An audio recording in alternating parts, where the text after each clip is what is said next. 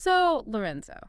We should probably start by saying we actually know Lorenzo. Yeah, that's important context, I think, not just a name we read about. Right. We've talked with him, seen his work up close. There's a reason we trust his perspective. Definitely. And when he talks about his predictions, like these May 2025 ones we're looking at today. It's different. It's not like typical vague astrology stuff. He calls it brutal precision. And honestly, based on what we've seen follow his previous calls. Yeah, prophecy unfolding doesn't feel as an overstatement. So the goal today is really just to lay out Lorenzo's May 2025 predictions exactly as he presents them. Exactly. We're not here to spin it or add our own layer, just present his forecast and the context he provides. Okay, so to start with that context, Lorenzo himself talks about his track record, his words, verbatim. Let's hear it. I predicted the 7.7 earthquake in Myanmar nearly to the day. I warned about Spain's total blackout months before it hit. I forecasted the Pope's death, the Greece seismic swarm, Trump's tariffs, and the Putin-Trump alliance shift all before they happened. He's laying out specific events there. Very specific. He continues, every warning I gave in January, on YouTube, on podcasts, in public, is unfolding now. And not symbolically. Okay. Factually, timed, documented, real. So he's making a really strong claim there about verifiable accuracy, not just feelings, but documented events. Precisely. And remember those January warnings he mentioned? He gave specifics then, too. Let's revisit his exact words from back then. Okay, what did he say for January? He said, March and April would bring systemic breakdowns, not just tremors. Europe's infrastructure, especially Spain, Italy, Greece, would be vulnerable to collapse. He called out those specific countries. Yeah. And Uranus in Gemini, the March-April eclipses, and the Saturn-Neptune conjunction would ignite chaos in transport, communications, and power grids. Sounds familiar given recent events. And then this. The blackout of April 28 was not a shock, it was the opening shot. Wow. So he sees that blackout not as the end of something, but the beginning. Exactly, an opening shot. And he finishes that thought with a pretty stark warning, quote, Okay. if you're not watching, you're going to get hit. But if you are, you'll see the pattern and survive it. See the bad. Okay. That really sets the stage for May then, if April 28th was just the start. Right. Which brings us squarely to his May 2025 forecast. And his framing for this is intense. He says, this isn't astrology anymore. This is prophecy unfolding, and I am the one who warned you first. Prophecy unfolding. That's a big claim. It is. And the central theme he gives for May, new more illusions. Oh, more illusions. Yeah. He says it's the month where illusions die, what's left. He says raw truth, exposed power, and one final warning to those still asleep. Raw truth, exposed power. Okay. He predicts events in May that will crack masks, expose corruption, erupt in protests, and awaken the rebels. So major societal shifts, exposure. Big time. And he says the choice is simple.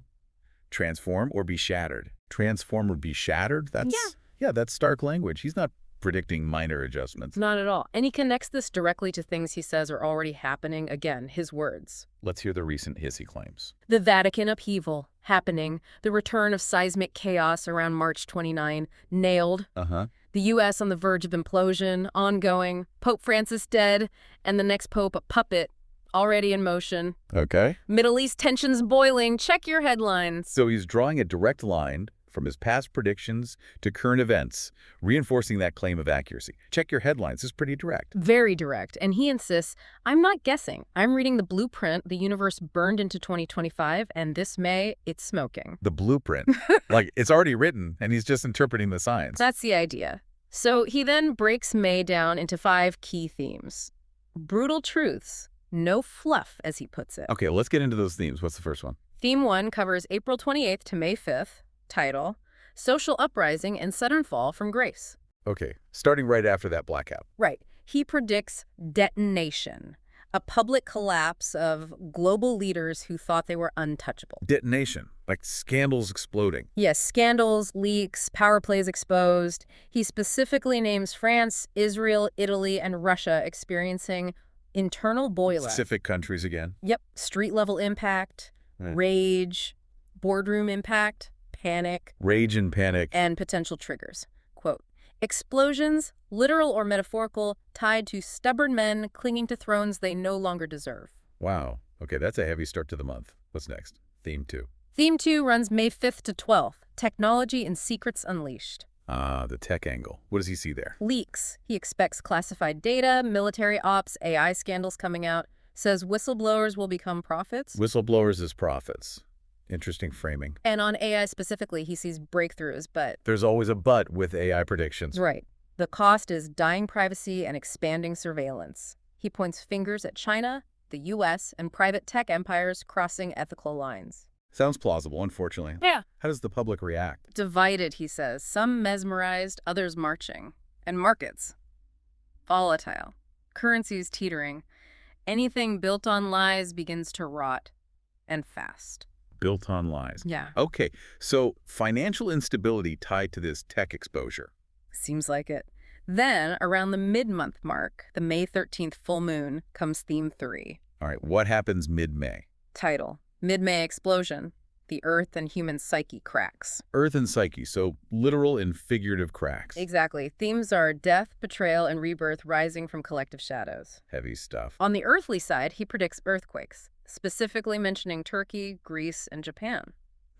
Those are known hotspots, but specific timing is key. And personally, breakdowns in relationships, spikes in mental health crises, shocking self-revelations. He calls it a surgical awakening. Surgical awakening. Sounds painful but precise. And nationally, he says, the emotional trauma of nations will leak out like a burst dam. That's a powerful image. Collective trauma surfacing. But what's theme 4? Theme 4, May 17th to 24th. Sudden breakthrough or breakdown. So a tipping point kind of energy. Yeah, he calls it revolution energy. Could mean inventions, hacks, discoveries, shocking speeches. Oh, the breakdown side. National shifts like new laws, cyber policies, even coups. Headlines: expect AI, brain interfaces, military robotics, weird weather, volcanoes, political chaos. A lot packed into that week. Yeah. Any specific danger zones he flags here? He mentions Israel, China, the U.S., and Southeast Asia as being particularly volatile. Says war and peace dance too close for comfort. High stakes indeed. Okay, that takes us almost to the end of the month. What's the final theme? Theme 5 covers May 26th to 30th. Duality splits humanity in half. Splits humanity. How so? He sees two paths diverging sharply. One is towards a higher frequency, the other is collapsing under the noise. What does collapse look like? Mental breakdowns, nervous collapses, especially hitting urban populations hard. And the other side, the higher frequency. A surge in grassroots movements, healing technologies, spiritual revolutions. So, clarity for those he calls survivors. And for the others? Sedation, distraction, addiction, or disappearance, he says. A really stark bifurcation. Choose your path, essentially. That seems to be the message. Okay, so after laying out these themes, Lorenzo gives some very direct advice. How to survive May 2025. No BS tips. All right, let's hear the survival guide. Verbatim. Verbatim. First, do not trust public narratives. Watch what people do, not what they say. Okay, critical thinking makes sense. Stay away from the herd. Masses will go into fear or frenzy. Stay rooted. Avoid the panic. Got it. Create something. Even if the world burns, you plant your flag. Interesting. Focus on creation amidst destruction. Talk to no one who drains you. You don't have time to fix them. Boundary setting. Crucial in stressful times. Prepare for disruption in power, internet, food chains, especially around mid to late May. Practical prep. Tied back to the earlier themes. And finally, say the thing you've been afraid to say. Your silence is killing you more than the truth. Wow. That's a powerful one. Personal truth-telling as survival. It really is. So those are the general survival tips. Then he gets even more specific with Lorenzo's warning, specific danger zones. Again, his exact words. Okay, geographic hotspots for May. China and Taiwan. Military tension escalates around May 5/22. Watch for near-miss incidents at sea or air. Near-miss incidents. Very specific phrasing. Middle East. Protests erupt around May 13-18. Governments may lose control. Governments losing control. That's significant. Turkey, Greece. Risk of earthquake or political collapse. Relief only comes late May. Both seismic and political risk there. U.S. surveillance scandal and tech backlash. California shows unrest by May 22-30. Tech backlash and specific unrest in California. And lastly, France, Italy. Political scandal or internal revolt tipping point crossed? Tipping point crossed. Okay, so very focused warnings for specific regions and time windows. Yeah. Now, a really significant focus within his May predictions is the Vatican Conclave. He says it starts May 8th, 2025. The conclave. Given his previous predictions about the Pope, this is key. How does he describe it? Not favorably. He calls it a geopolitical chess match wrapped in religious robes. Says factions are fighting for narrative control, not faith. So more politics than spirituality in his view. Absolutely. He expects leaks, rumors, Vatican power broker clashes, one aggressively pushed name, Zuppi placeholder. He questions the name hidden foreign influence, U.S. non-Christian lobbies, engineered timing. Engineered timing. Hidden influence. He's painting a picture of manipulation. Very much so. He says about May 8th, under a shadow, planetary energy themes of deception, ritual power plays, cosmic tests, and in caps, not a clear sacred process, it's a power ritual. A power ritual, not a sacred process. Okay. His expectation for the outcome, a puppet, not a prophet, and adds quick election, predetermined decision. A puppet pope. That ties into his earlier forecast. And a quick election means it was already decided behind the scenes. That's his take. He calls this figure a transitional pope, someone who won't lead, will stall, final link before the fall, maintenance mode, not spiritual revival. Just holding the line before something bigger happened. Before the fall, he says. And he predicts immediate blowback. Quote, May 13, full moon impact. Decisions of May 8-10 will unravel immediately after. Unravel how? Expect controversies, reactions, ultra-conservatives versus progressives, potential health crisis or scandal within 40 days. Within 40 days of the full moon, another specific time frame. Yep. And his assessment of this pope's role in prophecy. Not Peter the Roman. He is not the Antichrist. He is the placeholder before the Vatican structure begins to disintegrate. The placeholder before disintegration. Not the final figure, but the one before the final figure, perhaps. Seems like it. He then reaffirms past predictions. The Vatican isn't about to evolve, it's about to collapse. Right. The next pope is a puppet dressed as prophecy. This isn't revival, it's spiritual exorcism. Spiritual exorcism, wow. And his final word on the conclave, verbatim. May 8 begins the final countdown for the church as you knew it. The new pope will not bring light, he'll simply delay the darkness. But the curtain's already falling, and soon even he won't be able to hold it up. Delay the darkness, Yeah. the curtain's falling. That's a very definitive statement about the institution's future, according to him. Incredibly definitive. So, look, after all that, doom and gloom, almost, you might wonder, is there anything good expected in May? Yeah, it sounds pretty intense. Does he offer any silver linings? He does, but, well, Right. his way. He asks, is anything good to expect? And answers, good exists, but not peacefully. Not peacefully. Soul evolution, crack open your old life and burn it kind of way. Silver bullets for those who act. So positive potential, but born from struggle and requiring action. Exactly. He lists 5 potential positives. Again, his words. 1, truth is finally unavoidable. Okay, the exposure theme again, but framed positively. Yeah, exposure of fakes, inner lies, corrupt institutions. He says, veil lifts, liberation, end of confusion for the lost. Liberation through truth. I can see that. What's 2? 2, massive breakthroughs for the bold. Opportunity for creators, speakers, whistleblowers, artists, spiritual leaders. One's willing to speak out or create. Right. To go viral, launch new directions, break limits, attract loyal audiences seeking prophecy. So chaos creates opportunity for authentic voices. 3, unexpected opportunities from collapse. Hmm. Power vacuums need new leaders, platforms, voices. He says May will hand you the crown others dropped in fear if you're ready to lead in the mess. Step up when others step back. 4, quantum leaps in spiritual clarity. Psychic openings, prophetic dreams, deep healing, ending karmic loops. Sounds good, but is there a catch? Yes. He adds, but after a purge of crying, breaking, screaming. So clarity comes after the storm. And 5, if you're prepared, you win. Preparation, emotional, mental, spiritual is key. Those expecting normal will be dragged under. Preparation is the deciding factor. Makes sense given the forecast. And his call to action here. Let go of illusions fast. Create boldly. Speak truth, no filter. Stay rooted when others unravel. This is not the reward month. This is the initiation. Initiation, not reward. Okay, that frames the good very differently. It's about passing a test, not receiving a gift. Exactly. Now, beyond the main themes, he also points out some hidden traps and windows things others might miss. Ooh, okay. Subtler energies to watch out for. What's the first trap? First, related to that May 13th full moon, the emotional decoy. A decoy. How so? A false sense of closure, a hologram of healing. He warns it's a trap before more upheaval. So things might seem resolved but aren't. Right. He says, don't trust reconciliation's apologist truces between May 1216, calls them cracks covered in glitter. Cracks covered in glitter. Vivid. Especially in relationships, he warns. It might seem seductive, but could hide power struggles, control games, karmic hooks. People might say, I've changed, but he claims it's a mask. Okay, be wary of false dawns around mid-May. What's the next hidden point? Second, Saturn and Neptune conjunction in Aries. No one's talking about the nervous system.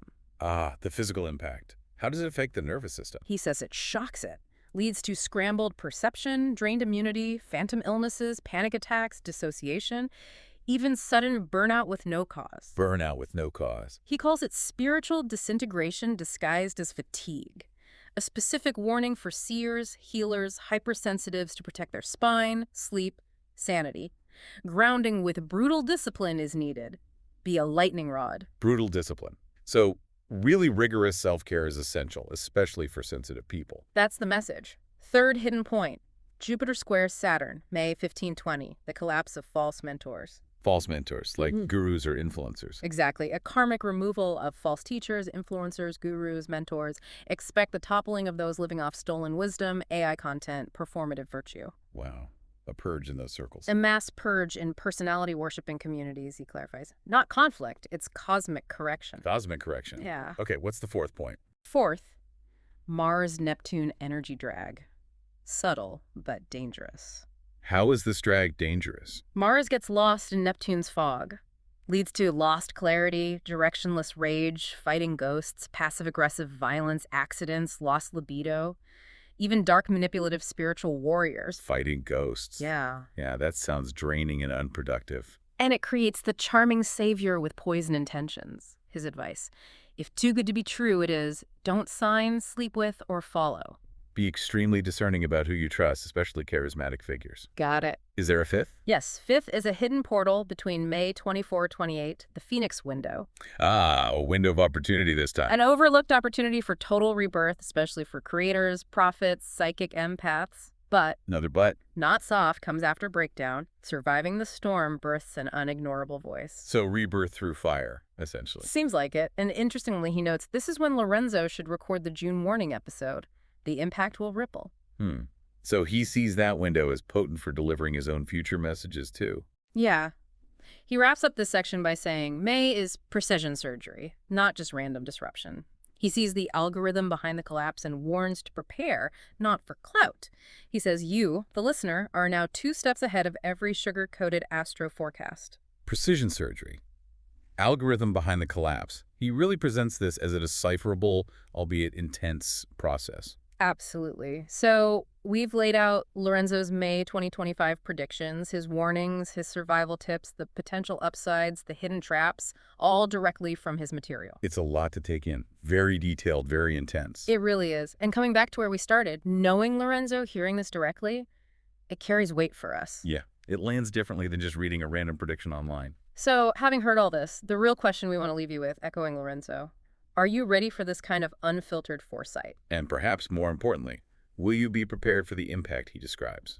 He urges people to stay informed, stay aware. He calls this a map, not just a forecast, but a map of what he believes lies directly ahead in May. It's certainly food for thought, a lot to consider as we approach May 2025, based on his perspective.